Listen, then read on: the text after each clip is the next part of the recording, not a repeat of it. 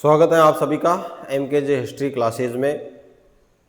और राजा, किसान और नगर जिसके बहुविकल्पात्मक प्रश्न हम आपके सामने लेकर आ रहे थे। 3 पार्टों में हम 25-25 के हिसाब से उनको लेकर आ चुके हैं। ये चौथा और इसका अंतिम भाग है। इससे पहले जो पहला अध्याय हमने पढ़ा था उसमें क्या हुआ कि 50-50 की सीरीज में 3 सीरीज में 150 प्रश्न हम लेकर आए थे, लेकिन 50 की सीरीज थोड़ी मुझे लगता है कि टाइम उसमें ज़्यादा हो जाता है, इसलिए मैंने इसको और भी छोटा करने की कोशिश की है। 25-25 की सीरीज जो है वो शायद अच्छी रहेगी तुम्हारे लिए भी, क्योंकि उसमें टाइम भी कम लगता है देखने में और जल्दी भी हो सकता है उसको देखने में। तो इसलिए थोड़ा सा करेक्शन इसमें किया। तो इसी क्रम में हमारा ये चौथा भाग है। इसके साथ इस अध्याय को समाप्त करेंगे, फिर अगले अध्याय को शुरू करेंगे। तो ये चौथा भाग है और 76वां नंबर का प्रश्न जो है आपके सामने, आहत सिक्के सबसे पहले कब ढाले गए और कब प्रयोग में आए। 75वें नंबर का जो क्वेश्चन था वो हमारा आहत सिक्कों से संबंधित था, जिसके बारे में हमने आपको बताया भी था। अब आपको इसको बताना है कि भाई ये कब प्रयोग में आए थे। 6ठी शताब्दी ईसा पूर्व, 7वीं शताब्दी ईसा पूर्व, 5वीं शताब्दी ईसा पूर्व या 8वीं शताब्दी ईसा पूर्व। तो इसका उत्तर है 6ठी शताब्दी ईसा पूर्व। आहत सिक्के जिनके बारे में हमने आपको पहले बताया था भाई, आहत सिक्के जिनको और क्या कहा जाता है भाई, पंचमार्क सिक्के भी कहा जाता है। क्या कहा जाता है? पंचमार्क सिक्के। कौन सी? 6ठी शताब्दी ईसा पूर्व ये शुरू हुए थे। इसके अलावा चांदी एवं तांबे के ये सिक्के बनते थे। इसके अलावा ठप्पा मारकर बनाए जाते थे। ठप्पा मारकर बनाए जाते थे, ये भी याद रखना है। तो आहत सिक्के पंचमार सिक्के कहलाते हैं। 6ठी शताब्दी ईसा पूर्व में ये शुरू हुए थे। ठप्पा मारकर इनको बनाया जाता है। चांदी एवं तांबे के थे। भारत के सबसे पहले चलने वाले सिक्के हैं ये। भारत के ये मान लो आप सबसे पहले चलने वाले सिक्के हैं ये। सबसे पहले चलने वाले सिक्के इनको माना जाता है भाई। किनको? आहत सिक्कों को। शासकों के नाम एवं प्रतिमा वाले सिक्के सबसे पहले किसने जारी किए थे भाई? ऐसे सिक्के जिन पर शासकों का नाम होता था और उनकी प्रतिमा भी होती थी। शासकों का नाम यानी किसने सब खुदवाए हैं ऐसे सिक्के, और इसके अलावा उनकी प्रतिमा यानी उनकी की फोटो भी होती थी राजा की। तो ऐसे सिक्के सबसे पहले किसने जारी किए भाई? मौर्यों ने, सातवाहनों ने, इंडो ग्रीक शासकों ने या गुप्तों ने? तो सबसे पहले ये शुरू किए थे भाई, बताओ आप लोग। इंडो ग्रीक शासकों ने। किन्होंने? इंडो ग्रीक शासकों ने, या जिनको कहते हैं इंडो ग्रीक या इंडो यूनानी भी कह सकते हैं, बिल्कुल सही बात है।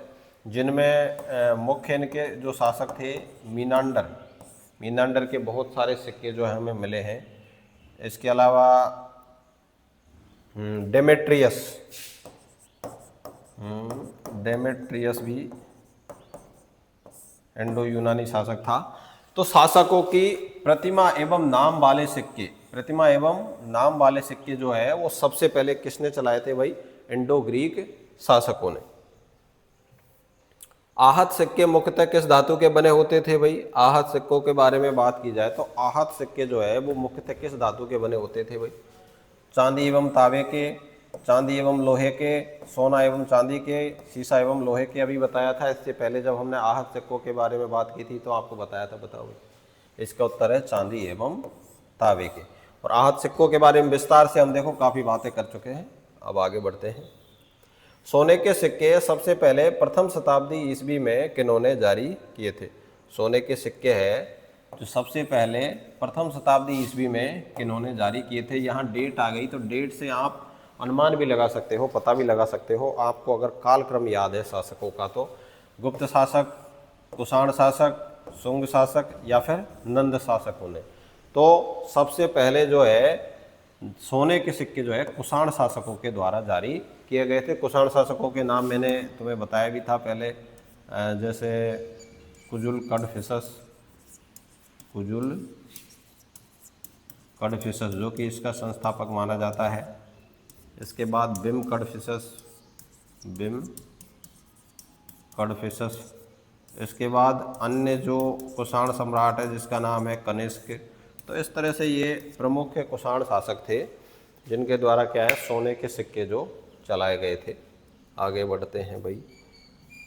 किस शासक के सिक्कों पर उसे वीणा बजाते हुए दिखाया गया है? बहुत ही आसान सा सवाल है और बहुत ही मोस्ट सवाल है भैया, मोस्ट क्वेश्चन है। चंद्रगुप्त मौर्य, समुद्रगुप्त, अशोक या स्कंदगुप्त, यानी किस गुप्त शासक को उसके सिक्कों पर वीणा बजाते हुए दिखाया गया है, यानी कि उसके ऐसे सिक्के मिले हैं जिस पर उसकी मूर्ति बनी हुई है, उसका चित्र बना हुआ है जिस पर वो वीणा बजा रहा है।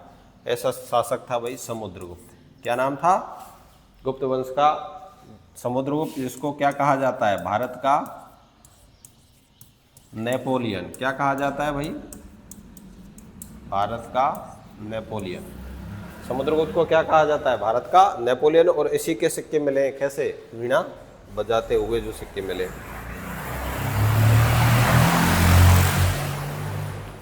कौन सी शताब्दी से सोने के सिक्के मिलना कम हो गया भाई? कौन सी शताब्दी से सोने के सिक्के मिलना कम हो गया था भाई? कौन सी शताब्दी थी? क्या 6ठी शताब्दी ईसा पूर्व, या 7वीं शताब्दी ईसा पूर्व, 8वीं या 5वीं? उत्तर है 6ठी शताब्दी ईसवी। यानी जो आहत सिक्के हैं वो मिले थे 6ठी शताब्दी ईसा पूर्व। आहत सिक्के कब मिले थे भाई? 6ठी शताब्दी ईसा पूर्व। और 6ठी शताब्दी ईसवी में क्या हुआ? ईसवी में सिक्के मिलना कम हो गया। सिक्के मिलना कम हो गया भाई। 6ठी शताब्दी ईसा पूर्व तो ये क्या है शुरू हुए थे, और 6ठी शताब्दी ईसवी में सिक्के मिलना कम हो गया था। तो इसके बारे में इसमें बताया गया है कि भाई कौन सी शताब्दी में सोने के सिक्के मिलना कम हो गए। तो 6ठी शताब्दी में ये कम हो गए थे, और 6ठी शताब्दी ईसा पूर्व में ये शुरू हुए थे। जब से शुरू हुए थे तो सबसे पहले ये आहत सिक्के जो है इनका निर्माण किया गया था। आगे बढ़ते हैं भाई। यौध्य गणराज्य का प्रमुख क्षेत्र कौन सा माना जाता है भाई? यौध्य प्रकार के सिक्के हमें मिले हैं। यौध्य गणराज्य जो है इसका जो प्रमुख क्षेत्र है वो कौन सा माना जाता है? कहाँ विस्तृत था ये? बंगाल, गुजरात, हरियाणा एवं पंजाब, या फिर तमिलनाडु? तो उत्तर है भाई हरियाणा एवं पंजाब। और उत्तरी राजस्थान में भी था ये। हमारा राजस्थान जो है ना, उत्तरी राजस्थान, जिसमें गंगानगर और हनुमानगढ़ आते हैं। गंगानगर एवं हनुमानगढ़ जो क्षेत्र है वहाँ तक ये विस्तृत क्षेत्र था, जिसको यौध्य क्षेत्र कहा जाता है। क्या कहा जाता है इसको? यौध्य क्षेत्र। तो हरियाणा एवं पंजाब से संबंधित था। प्रश्न संख्या 83, यौध्य के सिक्कों पर किस देवता की आकृति मिलती है? ये यौध्य क्षेत्र के सिक्के हैं। यौध्य जो कबायली गणराज्य थे, यौध्य क्या थे भाई? कबायली गणराज्य। क्या थे ये? कबायली गणराज्य। और इनके जो सिक्के हैं उन पर किस देवता की आकृति मिलती है? कौन से देवता की आकृति मिलती है भाई? विष्णु, कार्तिकेय, ब्रह्मा या इंद्र? उत्तर है भाई कार्तिकेय। किसकी मिलती है? कार्तिकेय, जिसको स्कंद भी कहा गया है। ये बहुत महत्वपूर्ण है, आपको याद रखना है कि कबायली जो गणराज्य थे उनके सिक्कों पर किसकी मूर्ति मिली है? स्कंद की। उत्तर में कार्तिकेय नहीं आके केवल स्कंद भी आ सकता है, इसलिए आपको ये भी ध्यान रखना है। और यौध्य शासकों ने मुख्यतः किस धातु के सिक्के जारी किए थे? तो ये जो सिक्के जारी किए थे यौध्य शासकों ने, किसके जारी किए थे? सोना, चांदी, तांबा, या फिर सोना 2 बार आ गया, चलो ठीक है कुछ भी मान लो, लेकिन ये है ही नहीं है सही। इन दोनों में से ही आपको बताना है। अब दोनों में से बताओ आप क्या है, चांदी है या फिर तांबा है? तो इसका उत्तर आएगा भाई चांदी। वैसे सोचने के लिए मैं आपको पर्याप्त टाइम देता हूँ, इतने समय में आप आराम से सोच सकते हो, पूरा सोच के फिर जवाब दे सकते हो, क्योंकि उससे पहले तो मैं चारों ऑप्शन के बारे में बताता हूँ, लाइन करता हूँ, उसके बाद बताता हूँ, तो आप अपना आकलन आराम से कर सकते हो। यौध्य शासकों ने मुख्य रूप से किस धातु के सिक्के जारी किए थे भाई? तांबे के। आगे बढ़ते हैं। सिक्कों के अध्ययन को क्या कहा जाता है भाई? सिक्कों के अध्ययन को क्या कहा जाता है? हमने तो पढ़ा था न्यूमिस्मेटिक्स, लेकिन ये क्या आ गया? न्यूमिस्मेटिक्स, यानी कि जब एक ही चीज के बारे में आपको ज्ञान होता है तो फिर आदमी भ्रमित हो जाता है, सोच में पड़ जाता है कि हमने ये न्यूमिस्मेटिक्स पढ़ा था, इसमें तो कुछ है ही नहीं है।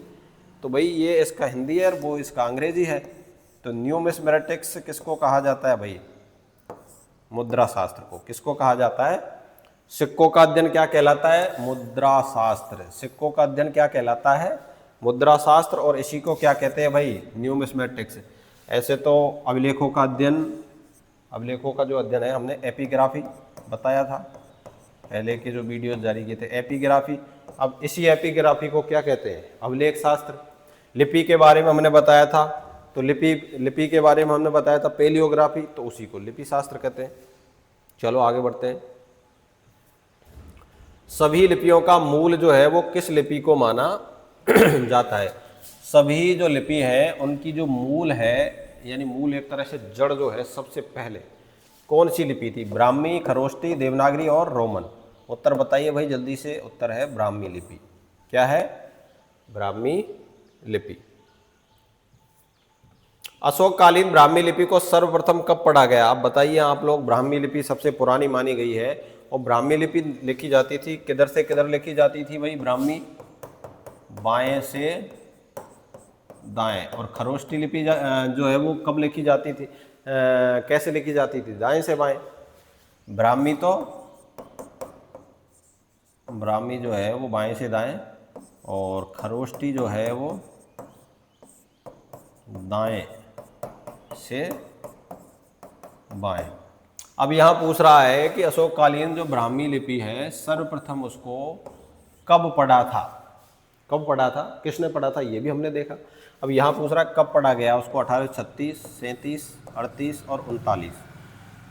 37 और 38 दोनों मिलते हैं, लेकिन आपके एनसीईआरटी में क्या है? मैंने पिछले अध्याय में आपको बताया था। अध्याय तो यही था, लेकिन पिछले वीडियो में बताया था आपको। उत्तर है 1838। आपको क्या लिखना है भाई? 1838।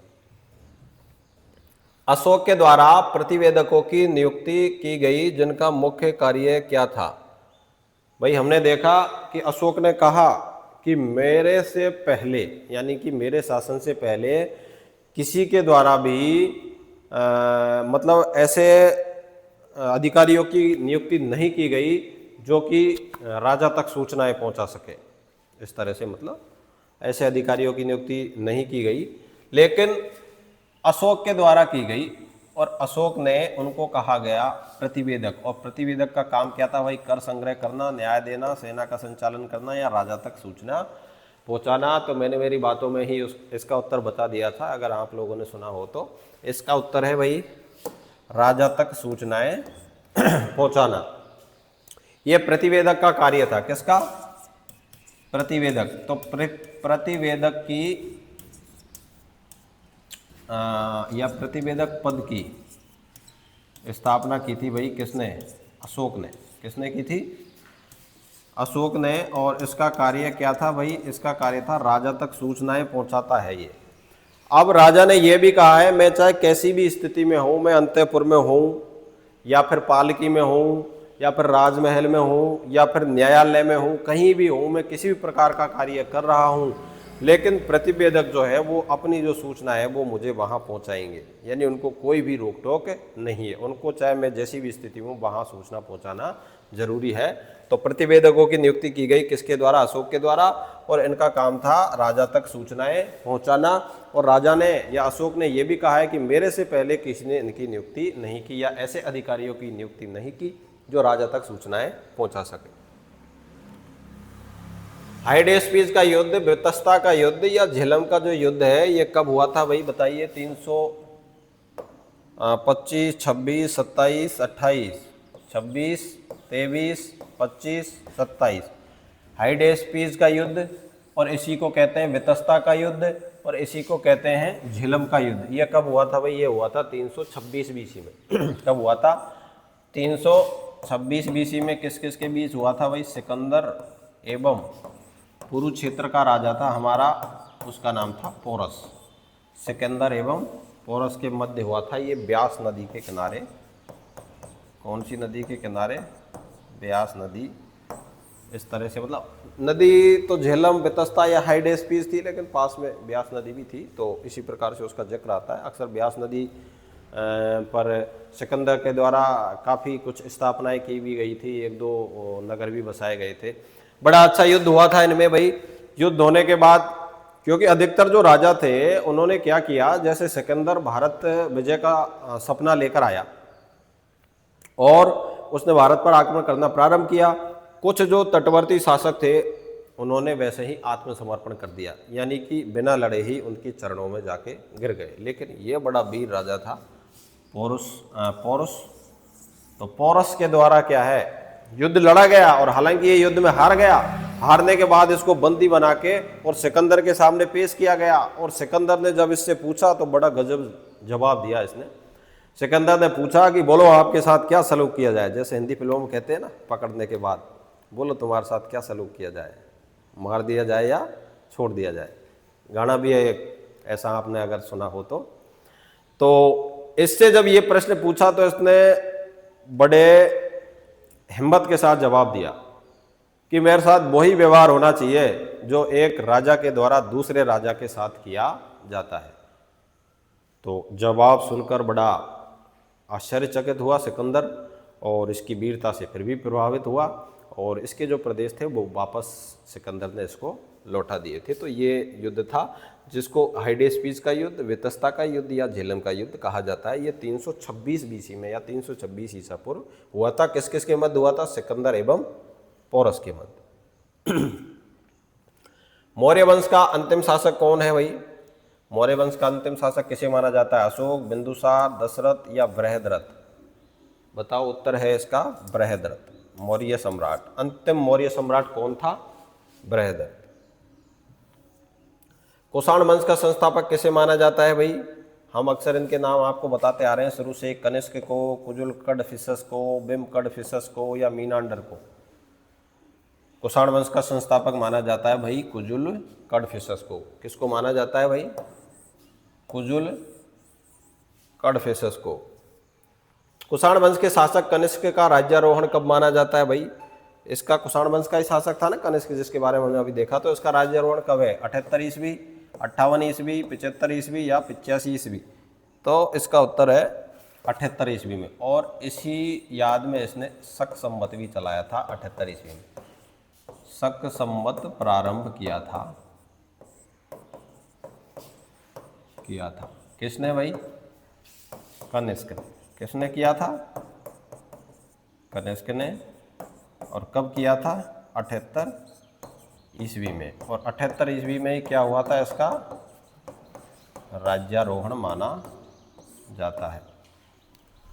तो कुषाण वंश के शासक कनिष्क का राज्यारोहण कब माना जाता है भाई? 78 ईस्वी में। 78 ईस्वी में ही इसका राज्यारोहण हुआ था, और उसी राज्यारोहण के दौरान जो है इसके द्वारा शक संवत को चलाया गया था। कन्नौज के राजा हर्षवर्धन का कालक्रम माना जाता है भाई। हर्षवर्धन जो है वो शासक कब से कब रहा? 606 से 647 ईसा पूर्व ईस्वी, 615 से 47 ईसा पूर्व और 615 से 647 ईस्वी। तो ये शासक रहा था भाई, बताइए आप लोग कब रहा था? 606 से 647 ईस्वी, ईसा पूर्व नहीं है, ये ईस्वी में रहा था। कन्नौज का राजा था ये। और इसी के समय कौन आया था भाई? हेनसांग भारत आया था। कौन आया था? हेनसांग भारत आया था। ठीक है, और भी इसके बारे में बहुत सारी चीज़ें हैं, लेकिन अभी केवल प्रश्न बताएंगे, इससे ज़्यादा कुछ नहीं। प्रश्न नंबर 94 भाई, अरब आक्रमणकारियों द्वारा सिंध पर विजय कब प्राप्त की गई थी भाई? अरब आक्रमणकारी थे, उन्होंने भारत का जो सिंध प्रदेश था उस पर विजय कब प्राप्त की? 712, 612, 512, 412? उत्तर है 712। अरब आक्रमणकारी जिसने भारत पर आक्रमण किया था नाम था मोहम्मद बिन कासिम। मोहम्मद बिन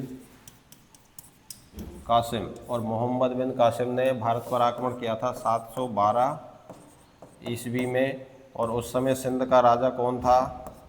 राजा दाहिर। सिंध का राजा कौन था भाई?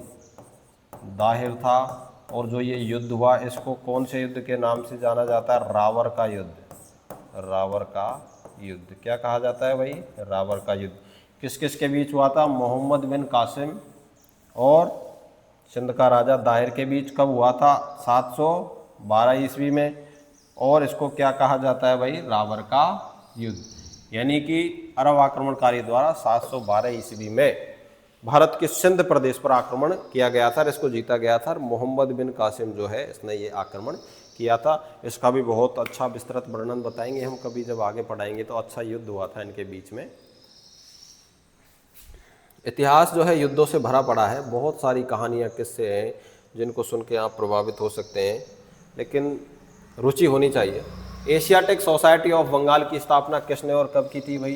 क्या विलियम जोन्स ने की थी, जेम्स प्रिंसेप ने की थी, मैक्स मूलर ने की थी, या फिर अलेक्जेंडर कनिंघम ने? तो स्थापना की थी विलियम जोन्स ने एशियाटिक सोसाइटी ऑफ बंगाल की 1784 में। कहाँ पर की थी भाई? कलकत्ता में। कहाँ पर की थी? कलकत्ता में। उस समय गवर्नर जनरल कौन था भाई? Warren Hastings. कौन था भाई? वारेन हेस्टिंग क्या था उस समय? भारत का गवर्नर जनरल ऑफ इंडिया। और इसका उद्देश्य क्या था भाई? इसका उद्देश्य क्या था स्थापना का? उद्देश्य ये था एशिया या फिर भारत के जितने भी एशिया या भारत के साहित्य, धर्म आदि के बारे में जानकारी प्राप्त करना। साहित्य, धर्म, भाषा इत्यादि के बारे में विकास करना इसका मुख्य उद्देश्य माना जाता है। और इसीलिए 1784 में विलियम जोन्स ने एशियाटिक सोसाइटी ऑफ बंगाल की स्थापना की थी। कहाँ पर की थी भाई? कलकत्ता में। कहाँ पर? कलकत्ता में। गवर्नर जनरल कौन था? Warren Hasting. संस्कृत और तमिल भाषा के लगभग 8000 अभिलेखों का जो संग्रह है वो किसने किया था? लगभग 8000 अभिलेखों का संग्रह किसने किया था? बहुत ही मोस्ट क्वेश्चन है भाई ये भी। तो ये किसने किया था? कॉलिन मैकेंजी ने। किसने किया था भाई? कॉलिन मैकेंजी ने। संस्कृत और तमिल भाषा के लगभग 8000 अभिलेखों का। और बहुत सारी पांडुलिपियां भी इसके द्वारा एकत्रित की गई थी। कादम्बरी के लेखक कौन है भाई? कादम्बरी के लेखक है बाणभट्ट। कौन है? बाणभट्ट जो है कादम्बरी के लेखक है, बाणभट्ट। और क्यों नहीं चल रहा है भाई? इसके अलावा हर्षचरित और कादम्बरी ये किसकी रचना है भाई? बाणभट्ट की। किसकी रचना है ये? बाणभट्ट की। हर्षचरित और कादम्बरी। विक्रमादित्य की उपाधि किस गुप्त सम्राट ने धारण की थी भाई? बताइए। चंद्रगुप्त द्वितीय, चंद्रगुप्त प्रथम, समुद्रगुप्त और स्कंदगुप्त। कौन से गुप्त सम्राट के द्वारा जो है विक्रमादित्य की उपाधि धारण की गई थी? विक्रमादित्य की उपाधि धारण की गई थी भाई चंद्रगुप्त द्वितीय। चंद्रगुप्त द्वितीय जिसको विक्रमादित्य भी कहा जाता है। और ये वही चंद्रगुप्त द्वितीय था जिसकी पुत्री कौन थी भाई? प्रभावती गुप्त। जिसकी पुत्री कौन थी? प्रभावती गुप्त। चंद्रगुप्त मौर्य किस धर्म को मानने वाला था भाई? चंद्रगुप्त मौर्य जो है वो कौन से धर्म का उपासक था? कौन से धर्म को मानता था? बौद्ध धर्म, जैन धर्म, शैव धर्म, वैष्णव धर्म। चंद्रगुप्त मौर्य किस धर्म का अनुयायी था भाई? चंद्रगुप्त मौर्य जो है वो जैन धर्म का अनुयायी था। कौन से धर्म का? जैन धर्म का। और अपने जीवन के अंतिम 12 वर्ष, जीवन के अंतिम जो 12 वर्ष है इसके राज्य में अकाल पड़ गया था। तो इसने वो जो अंतिम 12 वर्ष श्रवणबेलगोला, कर्नाटक में एक जगह है। कहाँ पर है ये जगह भाई? कर्नाटक में। जगह का क्या नाम है? श्रवणबेलगोला। यहाँ पर इसने अपने जीवन के अंतिम 12 वर्ष बताए थे जैन भिक्षु भद्रबाहु के साथ। किसके साथ? भद्रबाहु के साथ अपने जीवन के अंतिम 12 वर्ष बिताए थे इसने। श्रवण बेलगोला कर्नाटक में, और इसकी जो मृत्यु है वो संलेखना पद्धति से हुई थी यहीं पर। संलेखना पद्धति, संलेखना पद्धति क्या होती है भाई? जैन धर्म में ये एक ऐसी पद्धति होती है जिसमें क्या है, खाना पीना छोड़ दिया जाता है, खाना पीना सब कुछ छोड़ दिया जाता है, खाना पीना छोड़ दिया जाता है, जिससे क्या है, शरीर धीरे धीरे जर्जर होने लगता है और फिर एक दिन धीरे धीरे आदमी मोक्ष को प्राप्त हो जाता है।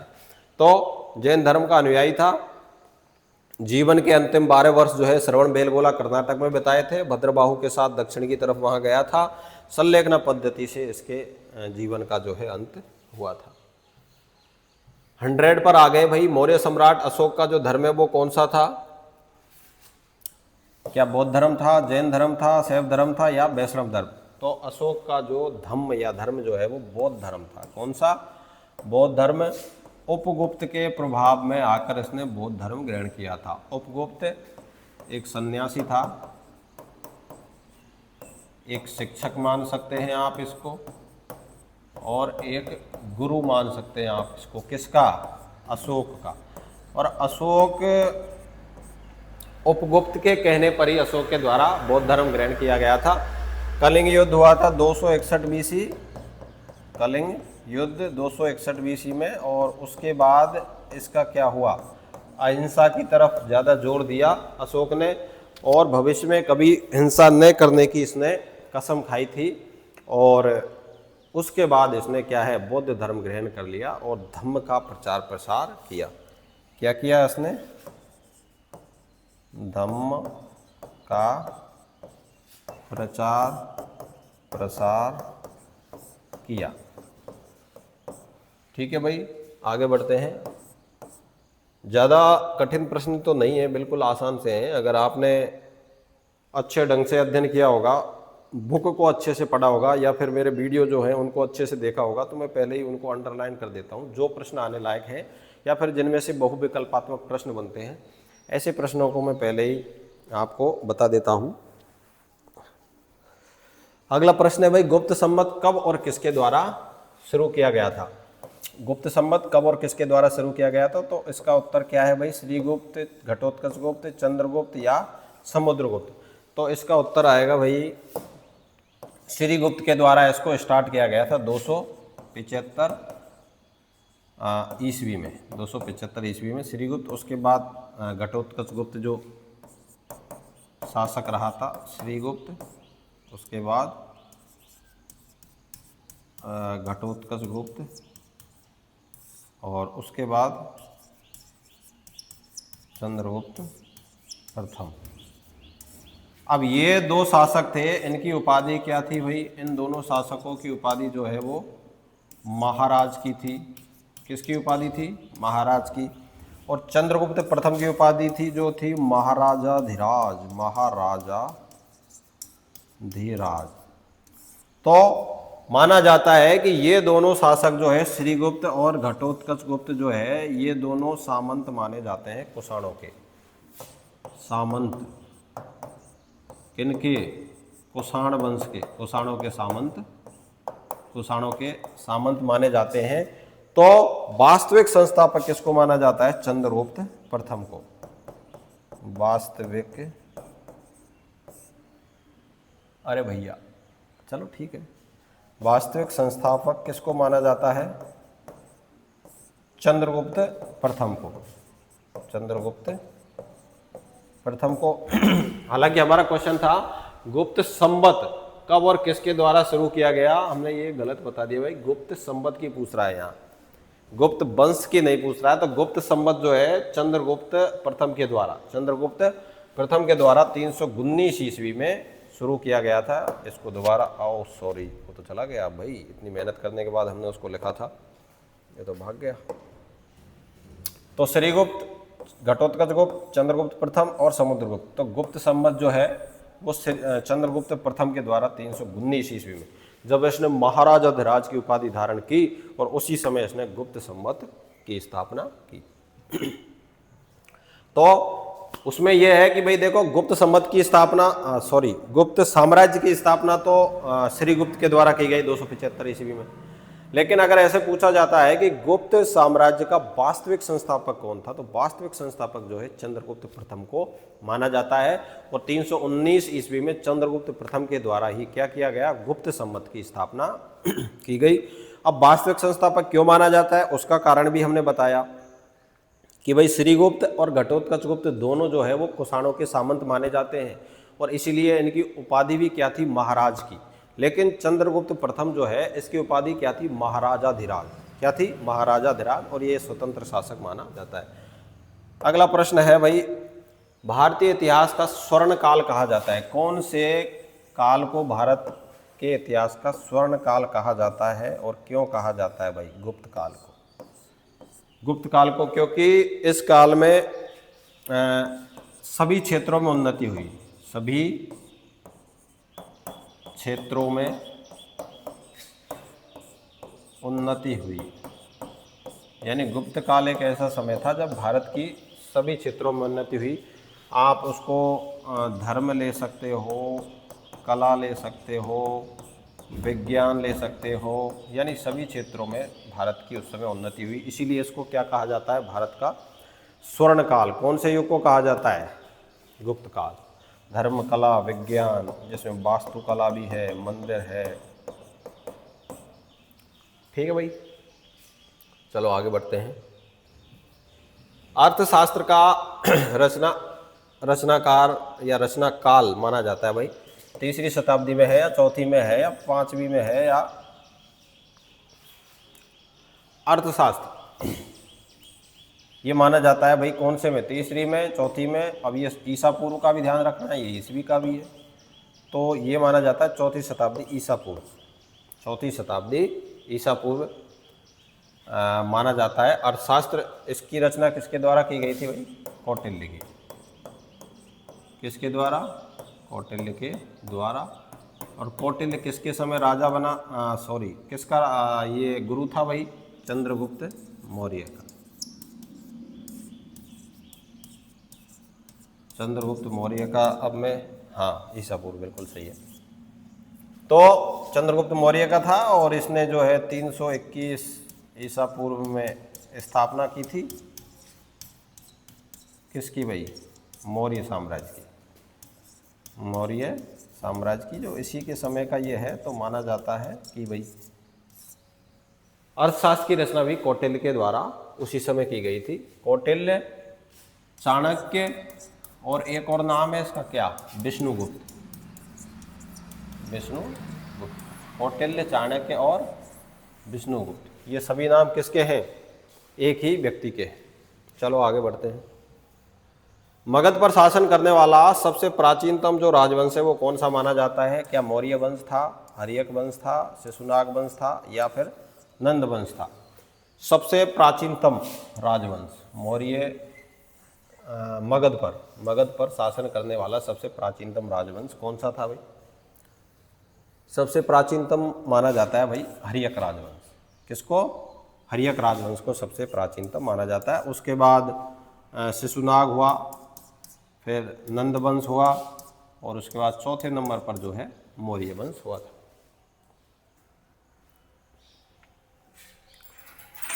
पांचवा जो वंश था इसके बाद, उसके बारे में हम बाद में देखेंगे। अभी इसका प्रश्न नंबर आ गया है 105, जो शायद इस सीरीज का अंतिम प्रश्न है।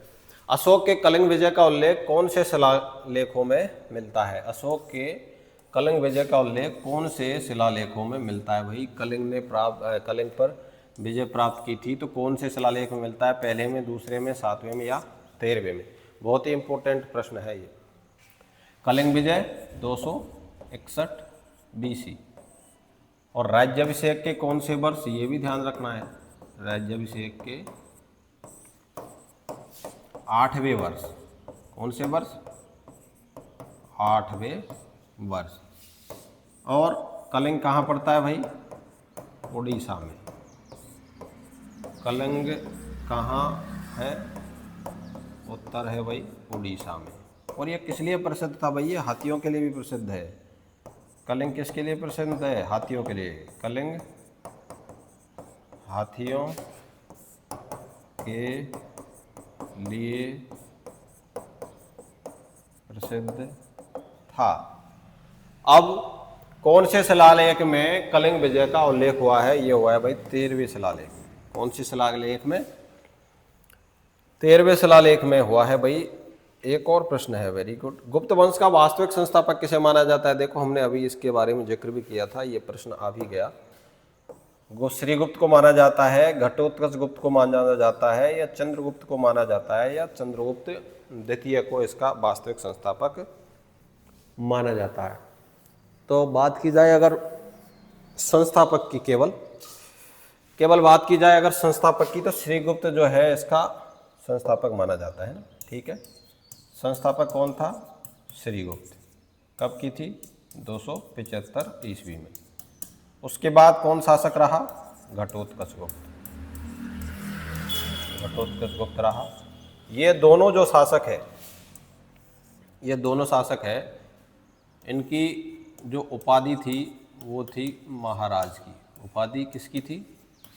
महाराज की। और इन दोनों को ही क्या माना जाता है? कुषाणों के सामंत माना जाता है। कुषाणों के सामंत माना जाता है, इसीलिए इनकी उपाधि क्या थी भाई? यानी कि ये स्वतंत्र शासक नहीं माने जाते, इसीलिए इनकी उपाधि जो है वो महाराज की थी। लेकिन उसके बाद चंद्रगुप्त प्रथम जो है 319 में ये शासक बना, 319 ईस्वी में, और इसने उपाधि धारण की महाराजा धीराज की। किसकी? महाराजा धीराज की। महाराजा धीराज की उपाधि इसने धारण की और ये स्वतंत्र शासक बना, और इसी को क्या कहा जाता है? गुप्त वंश का वास्तविक संस्थापक। तो इसको क्या कहा जाता है? गुप्त वंश का वास्तविक संस्थापक। गुप्त वंश का वास्तविक संस्थापक किसे कहा जाता है भाई? चंद्रगुप्त प्रथम को। तो ये हमारा ये दूसरे अध्याय का अंतिम पार्ट था। अब ये जो अध्याय है हमारा पूरा हो गया है। अब हम तीसरा अध्याय शुरू करेंगे।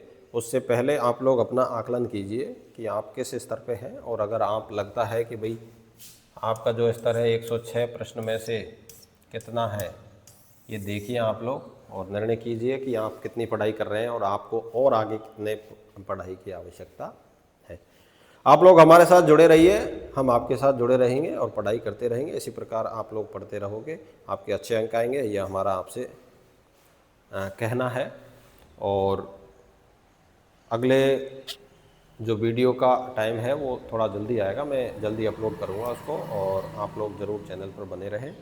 और मैं उम्मीद करता हूँ आप लोग इसको शेयर भी करेंगे और भी अपने यार दोस्तों के साथ जिनको अध्ययन की ज़रूरत है या फिर जिनको ऑनलाइन अध्ययन की भी ज़रूरत है।